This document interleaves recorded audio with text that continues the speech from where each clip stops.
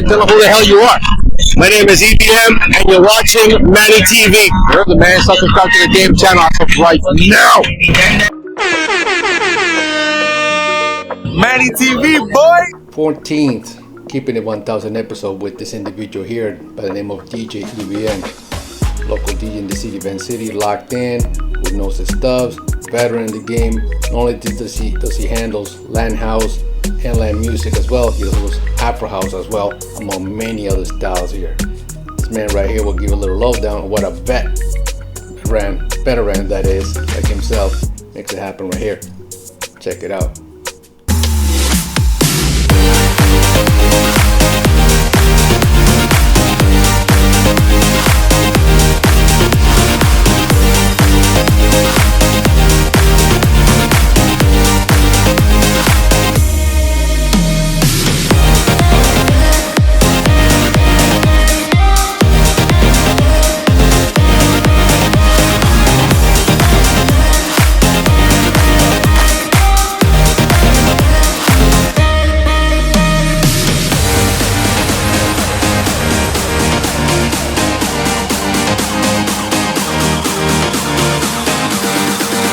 So, Mr. EVM, sir, who are you exactly, and what are your influences? You have a broad range from land house to Afro house. What are your main styles, main weapon of choice? We bring it down to the dance floor, and I'm bringing this knowledge 101 to everybody right now. Keep it 1000, you're in, bro.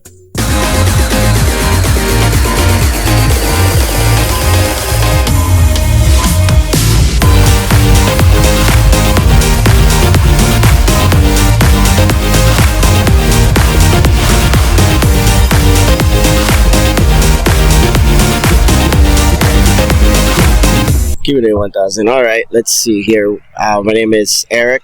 I go by DJ EVM. I don't really like to use the moniker DJ. I think EVM, just as is a little bit better, just because DJ would specifically say that maybe I'm just a DJ, but I think I consider myself more of like an artist, a music curator, an entertainer, all of the above. So I think EVM is good. I got involved with the industry way back when I was probably 18, 17 years old. At that time, I was just figuring out how to survive in the nightclub industry without spending a lot of money. So I made sure that I associated myself with individuals who were part of the industry, and I ended up meeting a few DJs and really got interested in the craft and how it all worked. So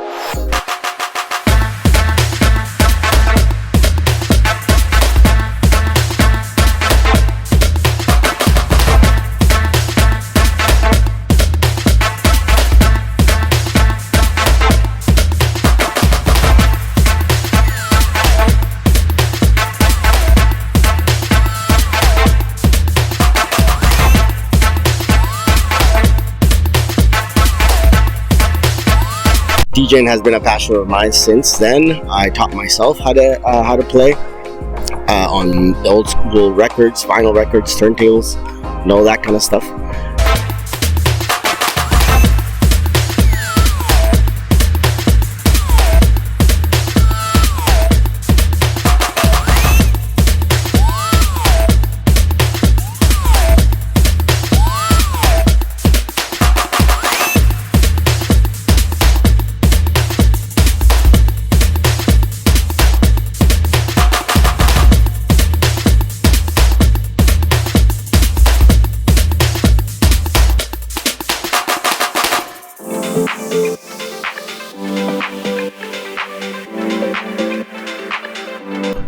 Yeah, coming to Vancouver was a big change. I thought that the nightlife industry here would be more of what it is, like as far as more active, but it actually ended up being a lot more cliquey and a lot more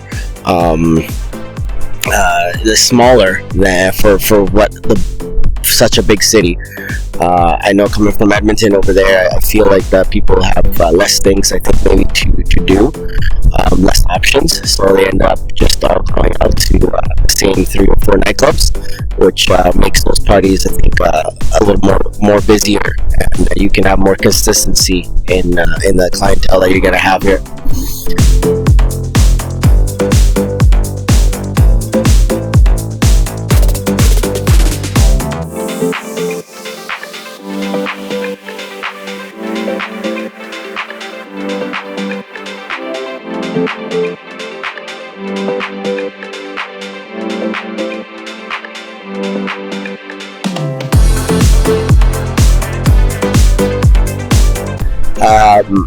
So got my started here in Vancouver. Got my start at one of the nightclubs in Gastown. At the time, it was called Vinyl. It was like an underground place with like light up dance floors. After harassing the DJ for many weeks in a row to let me have a shot at it, I finally got my shot, and kind of never really looked back from there. You started working with various different entertainment groups, promotion groups, and eventually held a few residencies in the city, and now I've come to a place in my career where I'm focused more on just making music, not so much in the Latin scene, but just in the general electronic house music scene, using a lot of Latin influences, but more so doing stuff that I want to do, that I like doing, instead of trying to do stuff that I think that everybody likes or that is trending at the time, because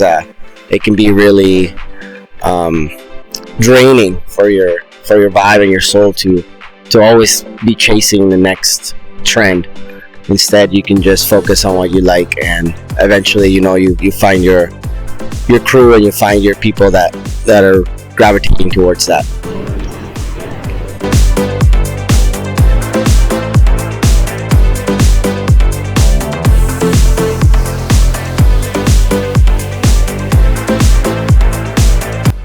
Competition for entrepreneurs and for DJs and from battlers from the Cypher makes great battlers, great entrepreneurs, great artists as well.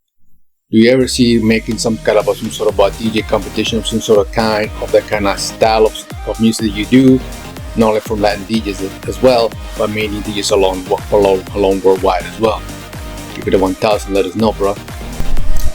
Okay, yeah, I actually have both been a part of DJ competitions, and I have also hosted a couple of DJ competitions in the city. I think that that's also how I became known to a lot of the people in the community. It's back when I first did I think a Red Bull freestyle DJ competition in Edmonton. It was very fun. I think on the night I was placed second. There's also a lot of issues when it comes to those type of competitions, because you gotta be really careful on how you're being judged. Music is very it's something that is very subjective when it comes to what you like and what you don't like. So is DJing. A lot of people may find one DJ to be better than the other, not necessarily because they're technically better, but because they program better, they play the songs at the right time, they know how to read the crowd better.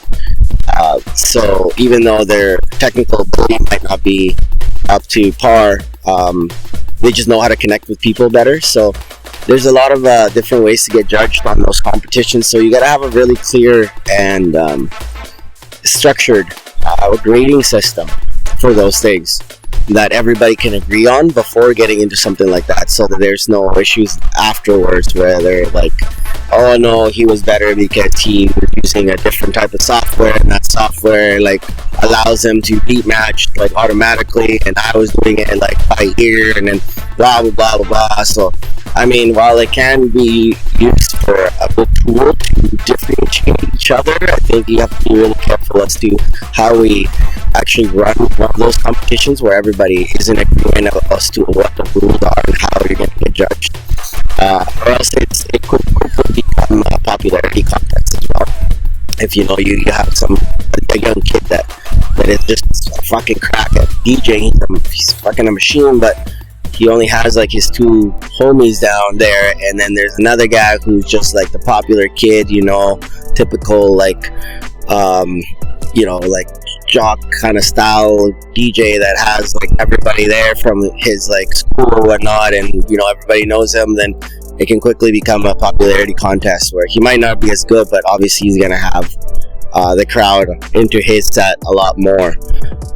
So, which is something like we can even segue into like promoting as a DJ and bringing people down and all that kind of stuff too. But I think we'll just keep it 1,000 with just the DJ competition as a whole, and just say that it is a very good tool, but at the same time we got to be really careful in how we grade it and how we judge each individual to make it 100% or 1,000% legit. So I mean, I'm down to put another one on. Let's host one. Let's get something together. You know, I think there's a lot of cool DJs in the city. We can all come together and get something done.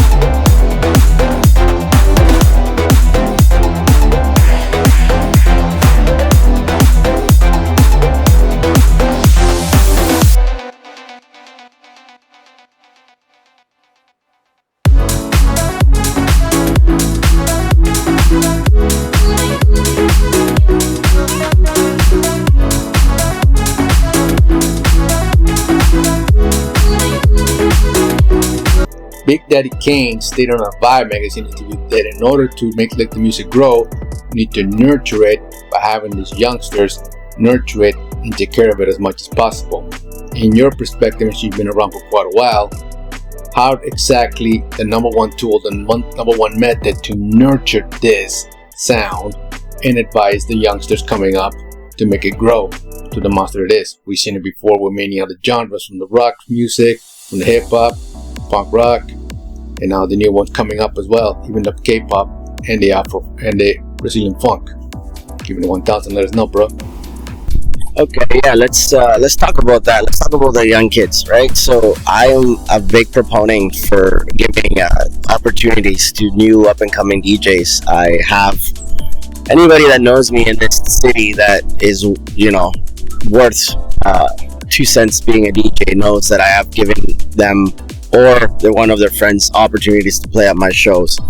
I have been very nurturing in that fact, but also you have to, you know, he said you have to grow that specific particular sound. So if my event is a Latin event and I'm putting on like a reggaeton night, and the DJ who I'm giving the opportunity is coming in and playing house music, I mean, great, that's what he likes doing, that's fine, but this is not the time and the place for you to do that. And if you're not going to listen to specific instructions, very simple ones, to play the right genre for the right event, for the right vibe that we're going for in that particular night, then, you know, maybe you're going to get one, maybe max 2 more opportunities, and then sometimes, you know, you might not even get another one. There's a very cutthroat business where, like, if the booking agent does not like how you play, you're never going to hear from them ever again. You're never going to play. I've been very nice, and I've been given multiple opportunities to multiple people. But then it comes to a point where you're just saying, you know what, this guy's just full of ego. He's not going to listen to me. He's just going to do whatever he wants. I don't want him, you know, curating the night that I'm trying to put on, because you're selling it as something. When you're a promoter and a DJ at the same time, you got to be very conscious of the fact of what the crowd wants and what you're promoting, what you've been selling all week. And if that's not what, you know, you're getting when they come to the event, then that means that they're not going to come back to another event.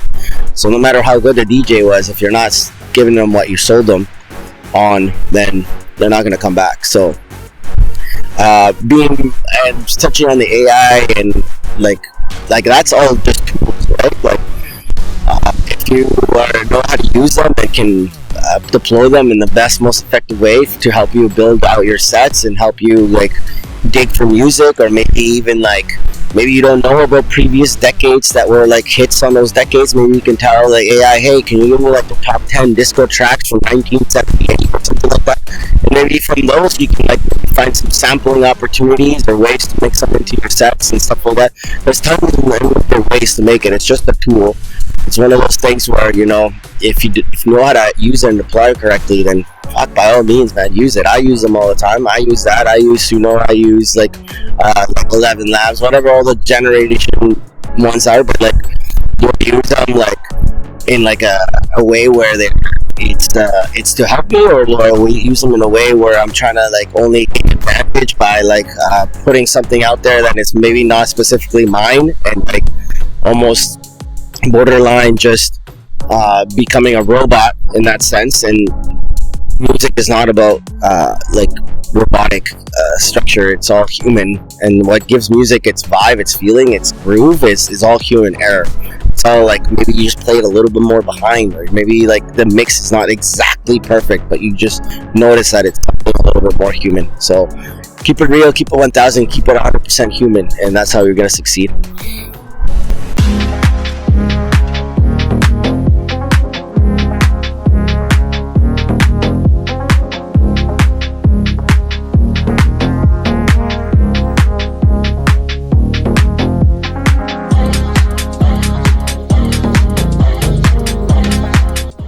Bottom line is, you gotta be a professional no matter what.